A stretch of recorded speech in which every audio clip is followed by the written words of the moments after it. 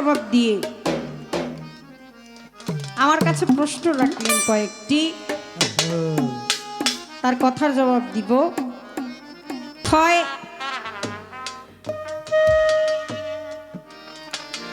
41 দিন কোন আমল করলে বলেন নবীকে স্বপ্নে দেখা যায়?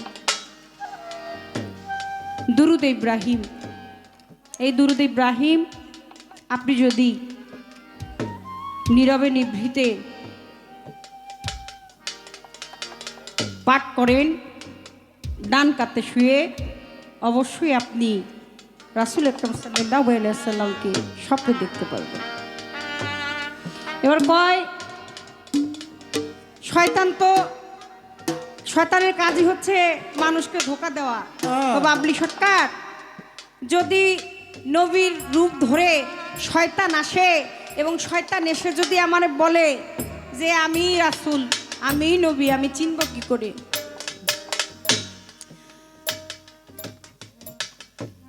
এক লোকে বিয়ে করছে আর কি, নতুন বউ। আহারে কোন খবর? শয়তানে দেখে কি বউ তো বউ এটা এরকম সুন্দর, হাই হাই। একে তো নতুন বউ গায়ের থেকে হলদি মেহেন্দির ঘেরান যায় নাই। নতুন বউয়ের মানে বিয়ের শাদীর পরে কিন্তু একটা ভাব অন্যরকম থাকে না, হলদি মেহেন্দির একটা কিন্তু থাকে। যেন মায় চাচিরা বা মুরব্বীরা কয় এই বউ হরি কয় সন্ধ্যার সময় কিন্তু তুমি বাইরে করে যায় অনেক একটু বাচ্চা বুচ্চা যায়। তাহলে শয়তানে জামাই রূপ না দইরা হলে হেই বোর পাশ দাঁড়তাছে, অনেক বউ সায়া দেখে ডাইনে ও স্বামী বামে ও স্বামী নতুন খবর খাড়াই রইছি। এইটা কোন বিপদে পড়লাম? বাবা মাই বিয়া দিল স্বামীর লগে, আড়াই নেওয়ার পরে বাপের বাড়িতে শ্বশুর বাড়ি যাইতেছি, ওখানে দেখি জামাই আগে আসলে একটা, ওখানে দেখি দুইটা। হ্যাঁ হ্যাঁ চেহারার দিকে, হ্যাঁ হ্যাঁ চেহারার দিকে। একজনে কয় আরো না কে দাঁড়ায় রইছ কে, আর একজনে কয় দূর ওর লগে কই যাও আমার লগে। বেটি কয় দয়া করে দুইজনেই থামেন, দুইজনের চেহারাই একই রকম, শুধু চেহারা হইলেও হয়তো আওয়াজটাও একই রকম। আমি আসলে বুঝতে পারতেছি না আমার স্বামীকে আর হইলটা কি। এমন তো অবস্থায় হযরত আলী তাকে দেখা যায় তিনি নামাজের জন্য মসজিদের দিকে রওনা হয়েছে। হন আসলে স্বামী যেটা হেডায় ডাক হযরত আলীরে দেখে কয় হুজুর একটু দাঁড়ান, আমি মস্ত বড় বিপদে পড়ছি, বউ লয়ে যাইতাছি, ওখানে এই এই এই বেড়ায় কইতনে আইয়া পাশে দাঁড়ায় আমার বউ লয়ে যায়। আরো কয় ও যা কইতাছে সব মিছা কথা, ওর কথা আপনি বিশ্বাস করেন না। বউ হইলো আমার, কয়দিন আগে বিয়া করছি, বিয়া করে শ্বশুর বাড়ি গেছিলাম, আর আইনের পরে বউ লয়ে বাইক যাইতাছি। এই বাটপারে কইতাইছে আমি এটা বুঝতাছি না। হযরত আলী কয় ব্যবস্থা আছে রাখো, বিচার আমি কইরা দিমু, কিন্তু বিচার মানবা কিনা এটা কয় অবশ্যই মানি। কয় মানলে মানবা, যদি না মানো তাহলে বউ তোমারও দিব না, হেরেও দিব না, বউ আমি লয়ে যাবো। কয় না না মানি মানি মানি বিচার মানি, শয়তানে কইতাছে আর কি। শয়তানের কামই হলো শয়তানি, কিছু একটা কইব তো, যা কইব ওর লেগে তো কোনো ব্যাপার না। হাতের মধ্যে যে বদনা ছিল, লোটাক বলে কেউ বদনা বলে, ওই যে অজুর পানি ছিল, কইলে শোন এই মুখ দিয়া ঢুইকা, এই লোটার মুখ দিয়া ঢুইকা নাল দিয়া যে বাইরে দিতে পারবো বউ হেরে দিয়ে দিবি। কঠিন পরীক্ষা, যেইটা নি অরিজিনাল হেইটাই দিছে কাইন্দা। কয় বউটাই আড়াইলাম সারা জীবনের লিগা, কারণ আমি এই বদনার মুখ দিয়েও ঢুকতে পারবো না, নাল দিয়েও বেরোতে পারবো না। হুজুর আমার বউ লাগবো না, জীবন ঢুক ভিক্ষা চাই, আমি এই কাম করতেও পারবো না আর বউও ফিরত পাবো না। কয় তুমি পারবা না? কয় না। যেইটা ভেজ ধরে রয়েছে হেডারে কয় কিরে তুই পারবি? কয় কয়বার? কয়বার? কয়েকবারের দরকার নেই, বারবুল লাগবো না, তুমি খালি একবার ঢুকো, ঢুকা বাইরেও বউ তোমার দিয়ে দিব। যেই নি ধরছে ঢুকা পড়ছে, এই হাতের পাঞ্জাটা দিয়ে বন্ধ করলেন আর বৃদ্ধ আঙ্গুল দিয়ে নাল তার মুখটা বন্ধ করে, পৃথিবী স্তব্ধ হয়ে গেছে। যে যেই জায়গায় যেই কর্ম করতেছিল, যে দাঁড়িয়েছিল পা ফেলছে তার পা উঁচু হয়ে রয়েছে, যে ঘুমায় রয়েছে, যে বসার থেকে দাঁড়াইতে গেছে সে অর্ধেক অমত অবস্থায় আছে, যে ভাতের নলা খাইতেছে সে হাত এইভাবে করেই রাখছে, যে গোসল করতেছিল সে ডুব দিয়া ছিল, সে ডুব দিয়া রইছে, যে যেই কাজ করতেছিল। আমার আল্লাহ বলে, হযরত আলী সাইরা দাও। হ্যাঁ ও যদিও শয়তান, তারপর ওর আমি একটা ডিউটি দিছি, কিয়ামতের একদিন পর্যন্ত ওর ডিউটি আছে, তুমি ওরে সাইরা দাও। সেদিন মাপ চায় ক্ষমা চায় কইছিল তুমি তোমার বউ নিয়ে বাড়িতে যাও, আর শয়তান সেদিন ছেড়ে দিছিল। তারপর আরো হিস্টোরি আছে। মূল যে কথাটা, শয়তান ও সবার রূপ ধরতে পারে, একমাত্র আমার দয়াল নবীর রূপটাই ধরতে পারে। পারে না। সুবহানাল্লাহ সুবহানাল্লাহ। ও সবার রূপ ধরতে পারে, সবার সাথেই তার শয়তানি কর্ম চালাইতে পারে, সবার রূপ ধইরাই সে সুরত বদল করতে পারে, কিন্তু আমার দয়াল নবীর রূপ ধরতে পারে না। এবার কয় কয় বলেন, এই দুনিয়াতে নবী চেনার উপায়টা কি, রাস্তাটা কি? যে হয় মুর্শিদ সেই তো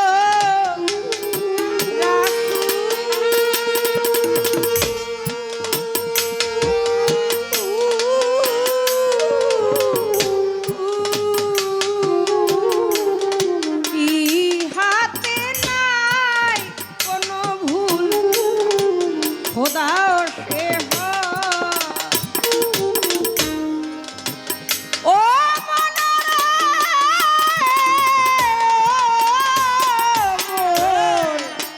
মনরে, যে হয় মুর্শিদ সেই তো রাসূল,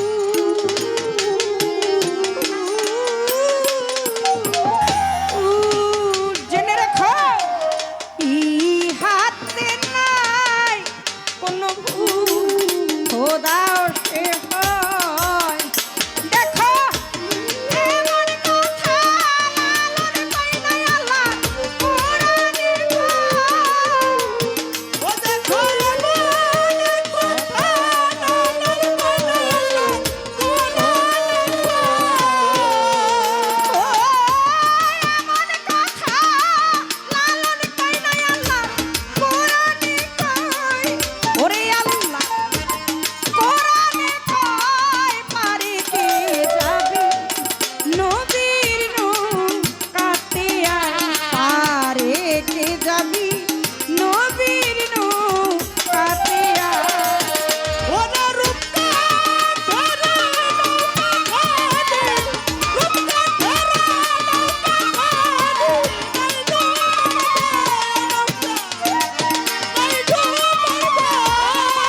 পারে কে যাবি ও নবীর নৌকাতে, পারে কে যাবি ও নবীর নৌকাতে। যে হয় মুর্শিদ সেই তো রাসূলি হাতে নাই কোনো ভুল, খোদাও সে হয়। এমন কথা লালন মুখে কয় না, আল্লাহর পবিত্র কোরআনে কয়।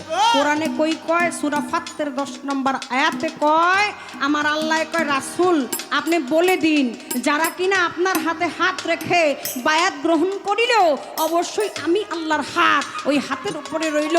শাহ আলম সরকার প্রশ্ন করে বলেন, নবীরে দেখছেন কয়জন?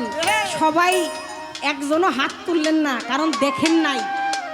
নবুয়তির জামানা শেষ, এই নবীকে চেনার জন্যই রেখে গেছেন বেলায়েতের জামানা। নবুয়তির জামানা শেষ, এই নবীকে চেনার জন্যই, নবীকে বোঝার জন্যই রয়ে গেছে বেলায়েতের জামানা, যেইখানে রয়ে গেছেন দয়াল খোরশেদ চাঁদ রূপে, রয়ে গেছে দয়াল ইনুস চাঁদ রূপে।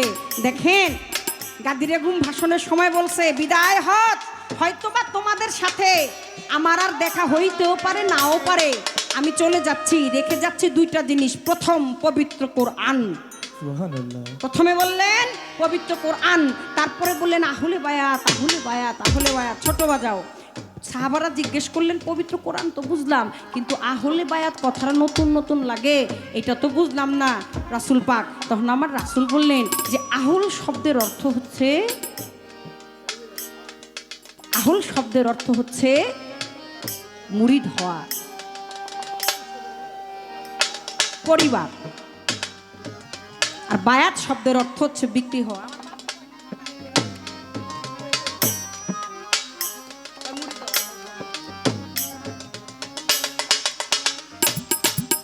আহল শব্দের অর্থ আমার বংশধর, আর বায়াত শব্দের অর্থ হচ্ছে বিক্রি হওয়া। হ্যাঁ বাচ্চা আত্মসমর্পণ করে কোরআন রেখে গেলাম, আর বিক্রি হইতে হইব আমার বংশের কাছে। আমার বংশের কাছে বিক্রি হইতে হবে। উম্মতেরা তোমাদের জানাই, আল্লাহ কইছে মুসলমান না হইয়া কবরে আইসো না, কথায় আমি দলিলে ফরমাই। আল্লাহ এও কইছে যে মুসলমান না কবরে আইসো না। এবার মুসলমান আপনি না হয়ে আইবেন না, বাবাই নিয়া আজামের ঘরে নিয়ে আপনার সুন্নতে খাতনা করাইলো, বড় বড় মহিষ গরু কিনা আইনা তারপরে মানুষ দাওয়াত দা খাওয়াইলো, তাতে আপনি মুসলমান হইবেন না। নামাজ পড়লে তারে নামাজি কয়, হজ করলে তারে হাজি কয়, দান করলে তারে দানবী কয়, রোজা করলে তারে রোজাদার কয়, জাকাত দিলে তারে দানশীল কয়। কিন্তু মুসলমানরা কয় কি কি কর্মে? মুসলমানটা কয় আত্মসমর্পণকারীকে। আত্মসমর্পণ করবেন কোথায়? ওই যে উটের মধ্যে পঞ্চজনা ছিলেন হযরত আলী, মা ফাতেমা, ইমাম হাসান এবং হোসাইন। আমার দয়াল নবী সেই দিন হযরত আলীকে ডেকে নিয়ে উটের মধ্যে মঞ্চ করে একটা সাদা কাপড়ে ঢেকেছিলেন পঞ্চজনা। সর্বপ্রথম বের করলেন হযরত আলীকে।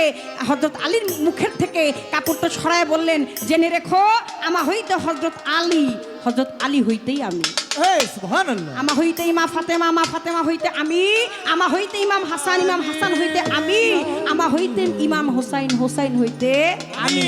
যেখানে পথ সিলসিলা আপনাকে দিয়ে গেছে, নবী তরু শাখা হচ্ছে আলী, হাসান বসরি তার পহেলা কলি, 14 সিঁড়ি পর ফুটিল খাজা ওসমান হারানি।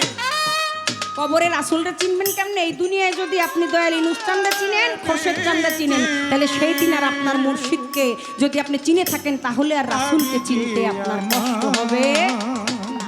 আপনি যদি আপনার গুরুর পায়রবি করেন, আপনার মধ্যে যদি ইমানের শক্তি থেকে থাকে, আপনি যদি দিনের পথে থেকে থাকেন, আপনি যদি গুরু ভজনা করে থাকেন, তাহলে সেই দিনই দেখবেন সেই ছবি আপনার কাছে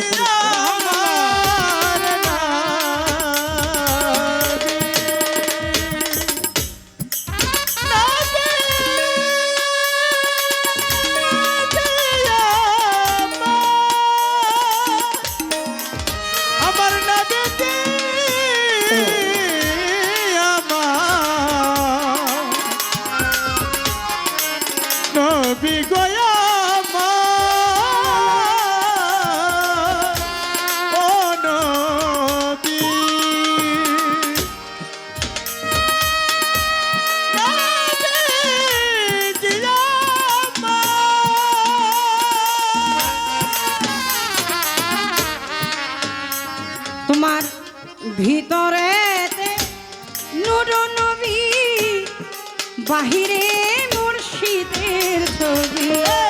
ভিতরে নূর নবী, বাহিরে মুর্শিদের ছবি। ভিতরে নূর নবী, বাহিরে মুর্শিদের ছবি। ধ্যানের ঘরে আল্লাহ পাবি,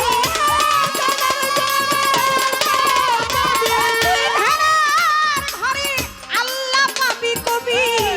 জালাল কয় ডুবে দেখ না কবি, জালাল কয় ডুবে দেখ না, দেখলে ছবি পাগল হবি, ঘরে রইতে পারবি না, দেখলে ছবি পাগল হবি। এই তো ভুবনের মাঝে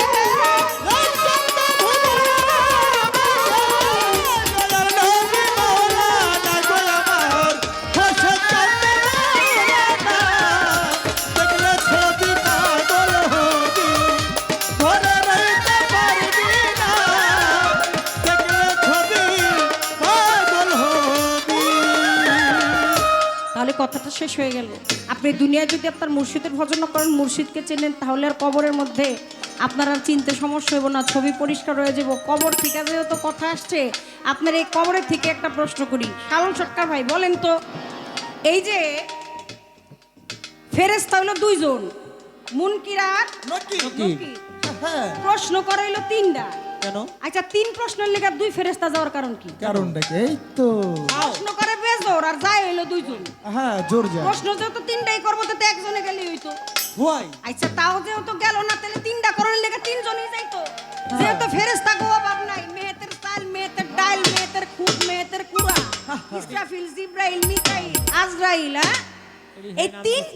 এই তিনটা প্রশ্ন করার জন্য দুইজনই গেল কেন?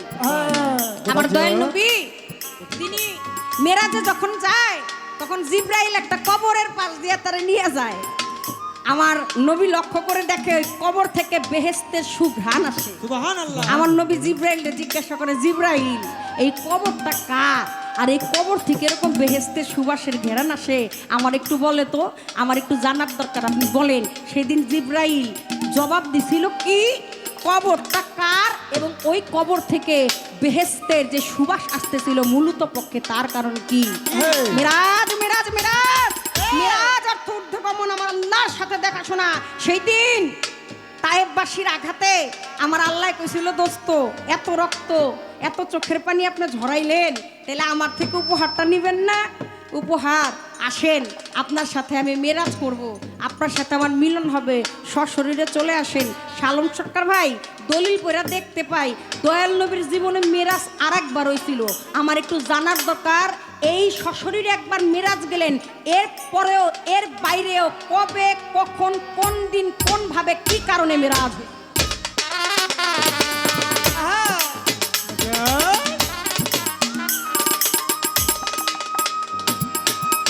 এই পর্যন্ত বলা কওয়া শেষ, গানের মধ্যে চলে যাব। রাখে আরে আমার একটু জানার দরকার। আমারে কয় বলে আমি যা জিগামু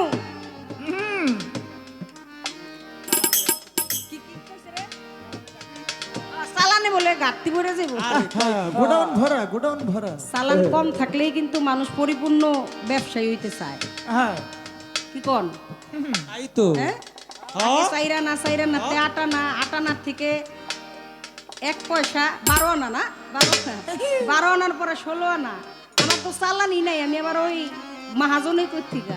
আপনি দোয়া করেন, আমারও তো মহাজন হওয়ার কোনো ইচ্ছা নাই, কোনো রকমের জন্য আমার মুর্শিদের নাম নিতে নিতে চলে যেতে পারি। হ্যাঁ তাই তো। আমার যাইতে যেন আর কোনো সমস্যা না হয়, ওই ছবিটা জানি আমার সামনে থাকে, কারণ আমি দেনা হয়েই থাকতে চাই, মহাজন হইতে চাই না। যদি আমার চালানের টান থাকে তাহলে আমার কাছে দিনের খবর থাকবো, কারণ সপতি হইতে গেলে মানুষ হাজারপতি হইতে যায়, হাজারপতি হইতে পারলে লাখপতি হইতে চায়, আর লাখপতি হইতে গেলে তারপরে মিলিয়ন মিলিয়ন গণতে চায়। তখন আর দিন দুনিয়ার কোনো চিন্তা ভাবনা থাকে না। কবরের মধ্যে প্রশ্ন করে মুনকির আর নেকির, ভাই একটু কোয়েন তো, আমাদের সমাজে কত অ্যাক্সিডেন্ট হয় না? অবশ্যই। হায়াত লেখা হাতে বান্দা, মৌত লেখার পায়, যার যেখানে মরণ আছে হাইটা হাইটা দৌড়ে যাই যা। আমি তখন বাবলি সরকার ঢাকা থেকে আসছি আজকে আপনাদেরকে গান শোনানোর জন্য। এটা আমার কর্ম, আমি আমার কর্মস্থলে দাঁড়িয়ে আছি, ছোট কর্মস্থলে দাঁড়িয়েছি, এটা আমার নেশা, এটাই আমার পেশা। আমি আসছি, এটার যেরকম কোনো গ্যারান্টি ছিল না, যাওয়ার গ্যারান্টিও নাই। আল্লাহ চাহে তো এই আশাই শেষ আশা হইতে পারে, আর কারোর সাথে দেখা না হইতে পারে, আবার যাইতে পারি, তাও পারি মালিকে নিলে। আপনাদের সাথেই যে আর দেখা হবে তাও আমি বলতে পারি না। আবার হয়তো আগামী বছর এই দিনে এই সময় ঘুরে এবারের উরুষ আসবে, সেদিন বাবলি সরকার না থাকলে আর গান বাবলি সরকার গাইতে আসতে পারবে না। আমার একটু জানার দরকার ভাই, নদীতে পড়ে অনেক মানুষ মারা যায় না? যায় নাকি? লাশ পাওয়া যায় না, মাছে খেয়ে ফেলায়। জলের মধ্যে যে সমস্ত প্রাণী আছে, এগো যদি মাটি মঞ্জিল না হয় তাহলে এগো হিসাবটা কি হয়? প্রশ্ন কেমনে? প্রশ্ন না, দরকার আছে কিনা জানার? এরা কি বাইসা যাইব, উদ্ধার হয়ে যাব নাকি? এগো যেহেতু তার জীবন ছিল, তিনি জীবন যাপন করেছেন, দুনিয়ার সুখ শান্তি ভোগ করেছেন, 10 ইন্দ্রিয় নিয়ে দুনিয়ায় আসছে, হালাল হারামের বিষয় ছিল, ভালো ছিল মন্দ ছিল, বুঝদার ছিল, অবুঝ ছিল আর ব্যবুঝ ছিল। আমার একটু জানার দরকার, আগুনে পুইরা যারা মইরা যায়, এই যে কিছুদিন আগে রানা প্লাজা হয়ে গেছিল না, দর্শ হয়ে গেছিল না, কত কত দেহ কিছুদিন আগে একটা স্কুলের মধ্যে নিষ্পাপ সন্তান চলে গেছে, ছাই হয়ে গেছে, বাবা মায়ের লাশটা পর্যন্ত পায় নাই। রানা প্লাজা যখন ধ্বংস হয়ে গেল, পড়ে গেল, তখন কত লাশের কোনো পাওয়া যায় নাই, শুধু কাপড় চোপড়, মাথার চুল, মহিলাদের এরকম দেখা গেছে। আমার একটু জানার দরকার, তাদের কি হিসাব কিতাবের কোনো ব্যবস্থা আছে কিনা? যদি কবর না পায়, যদি মাটি মঞ্জুর না হয়, তাহলে তাদের হিসাবটা কি? দয়াল নবী একটা বড়ই গাছের নিচে দাঁড়ায় রয়েছে, আরে দেখে সামনেই আর একটা বড়ই গাছ, ওইখানে দাঁড়ায় রয়েছে চাচা আবু জাহেল, নিরিবিলি, আশেপাশে কোনো মানুষজন নাই। নবী ভাবে চাচার একা পাইছি, লোকজনও নাই, চাচার একটু নীরব নীরবও দেখা যায়, যাই একটু যাই, কয় চাচা কেমন আছেন? জবাব দেয় না। চাচা কি করতেছেন? আবু জাহেল কয়, আরে মোহাম্মদ দেখতাছ যে বড়ই খাইতাছি, এরপরও জিজ্ঞাস কি করি? কয় মোহাম্মদ আরব দেশের পাথরগুলা কিরকম, এগুলো চাপায় দেখতাছি। আমার আল্লাহ কয়, জাহেল তুই এমনই জাহেলের জাহেল, এত হাজার হাজার বড়ই তোর গাছের মধ্যে, তুই দাঁড়ায় দাঁড়ায় বড়ই খাস। আমার হাবিবের লগে মিশা কথা কইলি, ওইখান থেকে যদি একটা দুইটা বড়ই আমার বন্ধুরে দিতি, তোর কি কম পড়ে দিত? তোর তো কম পড়তো না। লোভীর জন্য কোনো ইবাদতই গণ্য হয় না। তৎকালীন সময়ে পাথরের তো খুব দাম, কিন্তু আল্লাহ ওই যে মনে কষ্ট পাইছে, রাসূল মিথ্যা কথা কইল, রাসূলের সাথে মুখটা একটু মলিন মলিন হয়ে গেছে, গেল চাচার সাথে কথা বলতে, কিন্তু চাচা ভালো জবাব দিল না। আমার আল্লাহ পাকের হুকুমে ওই বড়ই যে খাইতেছিল, বড়ই পাথর হয়ে গেছে। জাহেল দেখে গাছের বড়ই, হাতের বড়ই, মুখের বড়ই, সমস্ত বড়ই পাথর হয়ে গেছে। এন্ড জাহেল ভাবে, মোহাম্মদ জাদুগিরিটা জানতাম, এত বড় জাদুগিরিটা জানতাম না। মোহাম্মদ তুই তো মস্ত বড় জাদুগির, তুই কোন জাদুর বিদ্যাটা দিয়ে আমার গাছের বড়ই, হাতের বড়ই, মুখের বড়ই পাথর বানাই দিলি? মনে মনে চিন্তা করে, তৎকালীন সময় আরব দেশে পাথরের খুব দাম, বড়ইর আর কয় টাকা দাম, এই জাদুর বিদ্যাটা মোহাম্মদের কাছ থেকে শিখা, তারপরে সমস্ত আরব দেশের বড়ই গাছে যায় ওই বিদ্যা প্রয়োগ করে, তারপরে বড়ই রে সব পাথর বানায় ফেলামো। নবী ভাবে সুযোগ যায়। আল্লাহ আল্লাহ কয়, বুঝতে পারছি। নবী ইশারা করেন, কি চান আপনি? আমার রাসূল কয়, চাচা শিখতে চান জাদুর বিদ্যা? কয় হ। কয় গাছের পাতার মধ্যে কি লেখা একটু পড়েন। জাহেল তাকায় দেখে ওই পাতার মধ্যে লেখা কালেমা তৈয়ব, লা ইলাহা ইল্লাল্লাহু মুহাম্মাদুর রাসূলুল্লাহ সাল্লাল্লাহু আলাইহি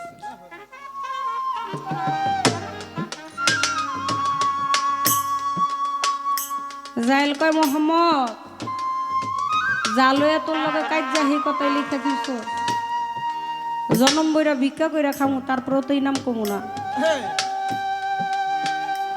আমার নবী কয়, চাচা দেখছেন? কয় দেখছি। কয় তাহলে একবার বলেন। কয় মেলা সময় হয়ে গেছে, অনেকক্ষণ দাঁড়ায় রয়েছি তোর লগে, আর সময় নাই, জাদুর বিদ্যা ও শিক্ষা কোনো কাম নাই, তোর কামে তুই যা, আর আমার কামে আমি যাই। চাচা এত সময় যখন দিলেন, আর কিছু সময় দেন না কাকা, শিখতে চান না বিদ্যা? কয় শিখতে চাই। কয় তাহলে পড়েন। কয় তোর কামে তুই যা, আর আমার কামে আমি যাই, আমি দেখছি তুই কি কি লেখা রাখছস। কয় চাচা একবার কন্যা কি দেখলেন? কয় শোনার খুব ইচ্ছা মোহাম্মদ। তাইলে শোন, গাছের পাতার মধ্যে কি লেখা? গাছের পাতার মধ্যে লিখা, তোর নাম আর অর নাম, অর নাম আর তোর নাম, তোর নাম আর অর নাম, অর নাম আর ওর নাম আর তোর নাম, তোর নাম আর ওর নাম। তাও মুখে কলেমা স্বীকার করে না। রাসূল চলে গেলেন বাড়িতে, রাত হয়ে গেছে, মনে মনে চিন্তা করে প্রকাশ্য দিবালোকে লোকলজ্জার ভয়ও হয়তো কালেমা স্বীকার করে নাই। দিনের বেলা চাচার সাথে অনেকক্ষণ কথাবার্তা হয়েছে, একটু অন্ধকারে চাচার বাড়ি যাই, মনটা নরম হইলেও হইতে পারে। রাত্র একটা বাজিলা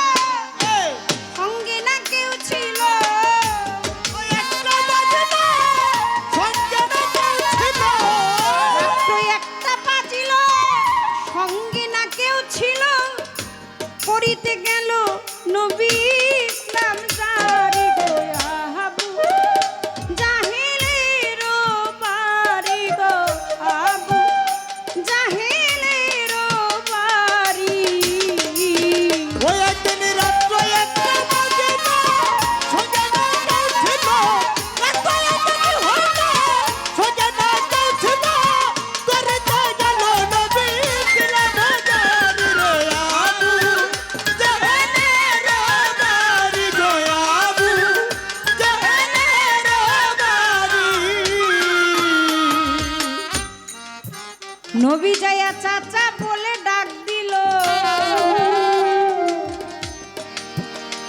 জাহেল দরজা খুলে দিল, আমার নবীকে বাসাইল বড় যত্ন করি। ও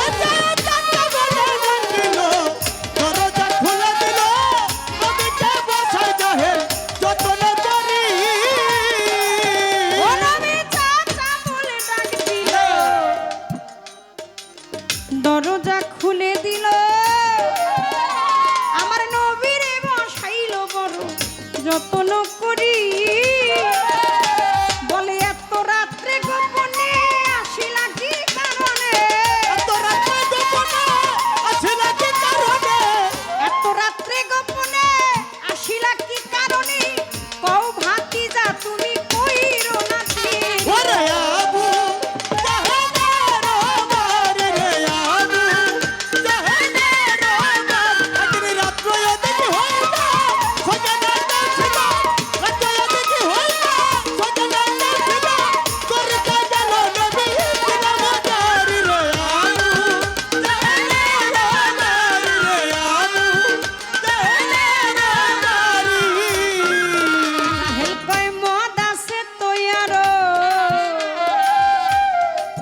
জাহেল কয় মদ আছে তৈয়ার, যত খাইতে পারো মজুদ রাখিব আমি জনম ভরি।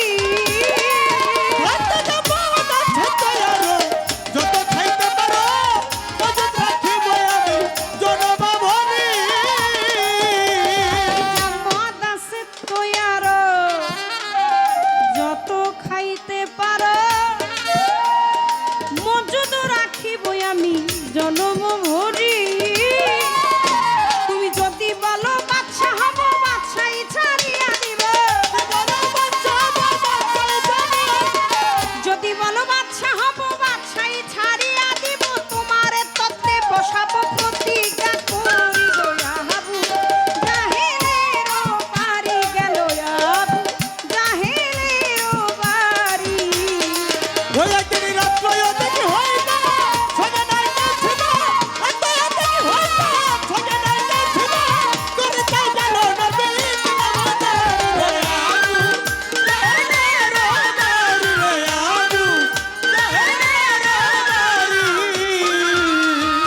নবী কয় ধানে যদি চাইতাম আমি,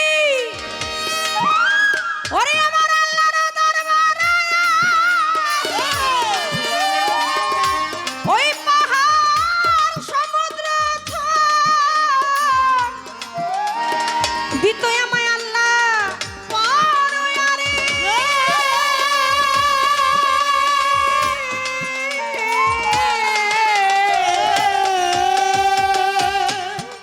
আর বাদশাই যদি চাই দাম আমি গো, আমারে বাদশাই দিত দিয়া, তামানো জাহানে বাদশা দিত বানাইয়া, আমি যে উম্মতের কান্টার হইয়া, আমি কি আর আমার আছি গো উম্মতের কান্টার হইয়া।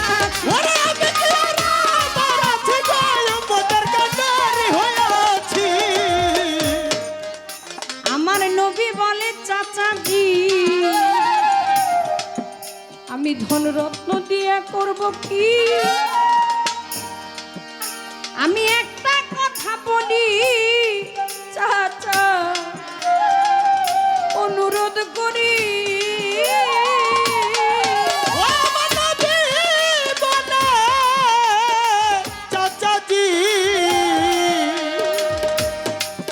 সব দিয়া করব কি, একটা কথা বলি চাচা অনুরোধ করি। ওই আমার নবী বলে চাচাজি ধনরত্ন দিয়া করব কি, একটা কথা বলি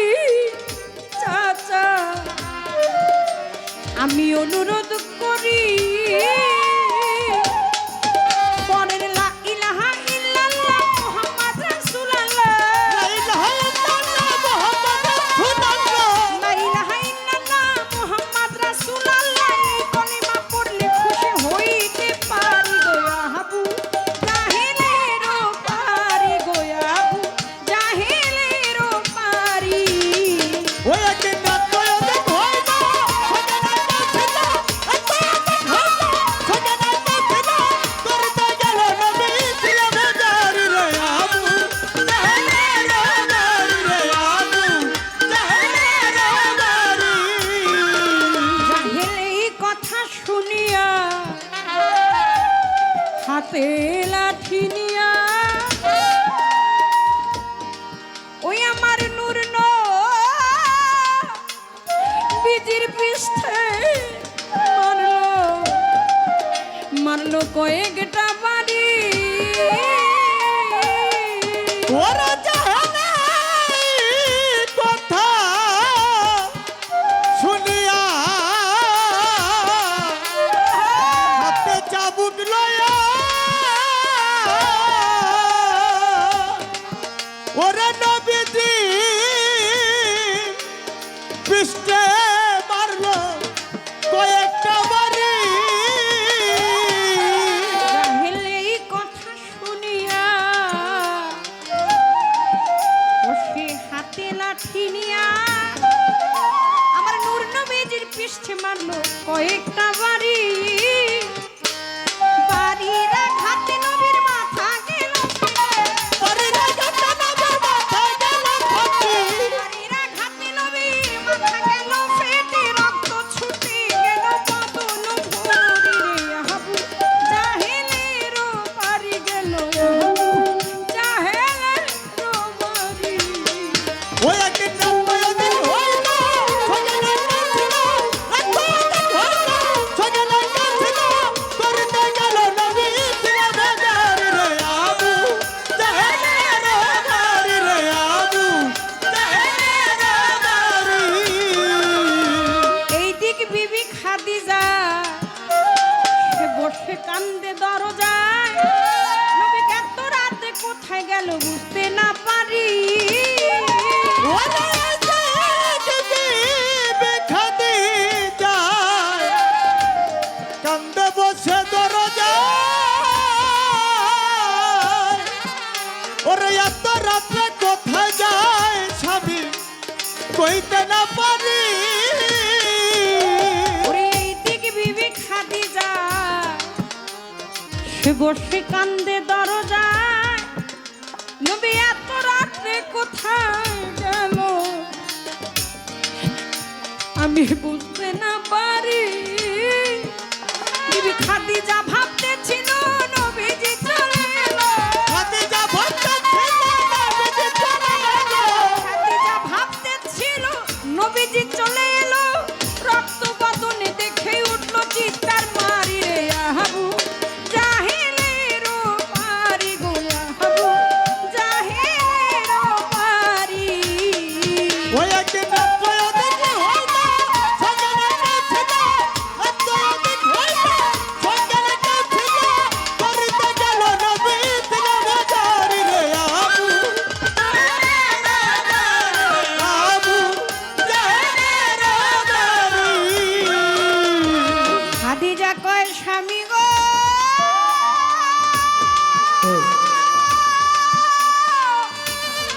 ও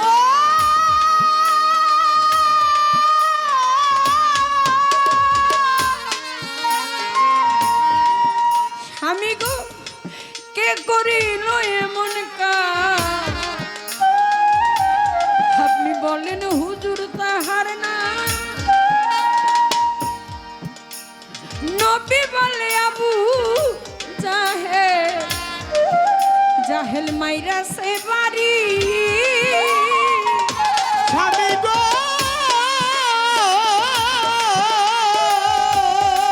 ও স্বামীকে করিল এমন কাজ বলেন গো স্বামী তাহার না নবী কই জাহেল আমায় মাইরাছে বাড়ি কে করিল এমন কাজ বলেন নবী তাহার নাম নবী বলে আবু জাহেল মাইরা সে বাড়ি আমারে মারছে তাতে দুঃখ নাই আবার আমি যাইতে চাই মারছে তাতে দুঃখ নাই, আবার আমি যাইতে চাই মারছে তাতে দুঃখ নাই গো আবার আমি যাইতে চাই তবু কলিমা তুই বুনি একবার পড়াইতে পারি ওরে আবু জাহেলের বাড়ি ওরে একদিন রাত্রে ওদিন হইল সজনে ছিল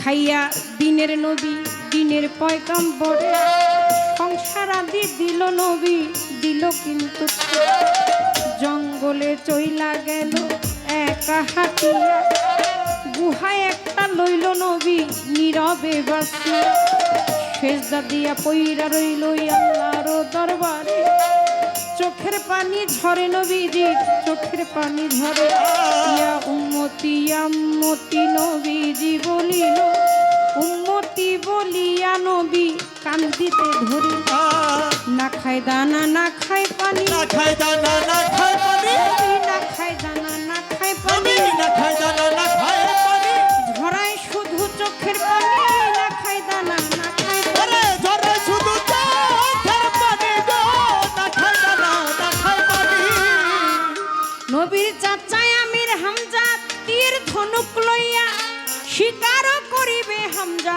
জঙ্গলে ঢুকিয়া এমন সময় হরিণী একটা কাণ্ড দেখেছে আমির হামজা চলে আসছে এই পথটাতে আল্লাহর দরবারে হরিণী ফরিয়াদ করিল শোনো শোনো মাবুদ মাওলা আমার কথা ধরো জবান আমার খুইলা দাও নবীর মোহাব্বতের লাগিয়া দুইটা কথা হামজার সাথে লইব যে বলে নবীর মোহাব্বতে আমার জবান খুইলা দাও দুইটা কথা বলবো তুমি কইরা দাও না ভাব আমার নবীর মোহাব্বতের জন্য জবান গেল খুলে আমির হামজারে উদ্দেশ্য করে হরিণী বলে শুনেন শুনেন আমির হামজা জানি আপনার নাম এই মুহূর্তে একটা কাজ আমি চাহিলাম স্বীকার করবার জন্য আইছেন ভাবে বুঝেছি তিনটা সন্তান আছে হামজা কথা দিব তিনটা সন্তান প্রসব করছে দুনিয়ার ভিতরে তিনটা সন্তান দিবই আপনারে স্বীকার করবার পরে আমি সহ দিব মাথা দিব রে আগাইয়া এই মুহূর্তে জান নাই আপনি জঙ্গলে ঢুকে যাইয়া দেখেন দিনের নবী দিনের মোস্তফা সেজদা দিয়া পয়রা নবী উম্মতি গায় পশুকুলে আইছি আমার ধরার শক্তি নাই বলার শক্তি নাই রে হামজা আপনারে জানাই নবীর মোহাব্বতে আমার জবান খুইলা গেল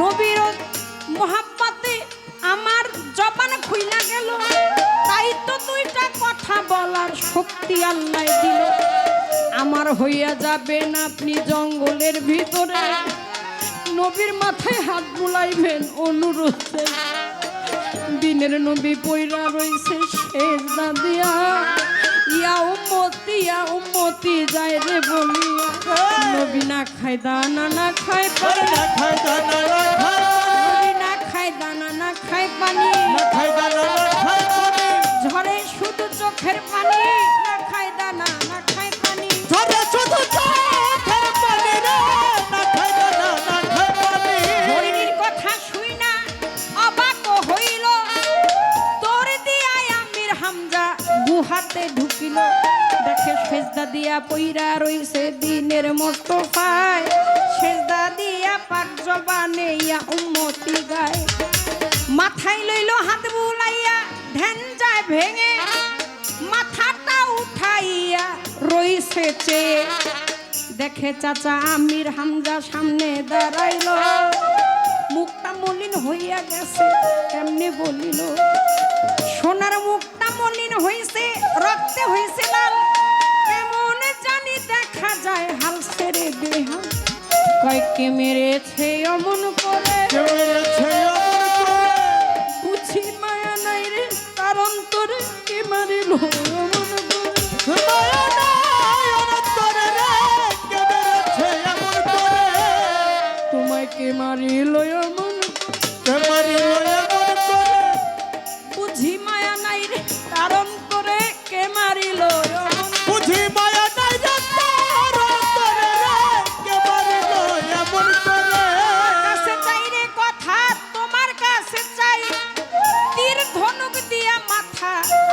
করতে চাই।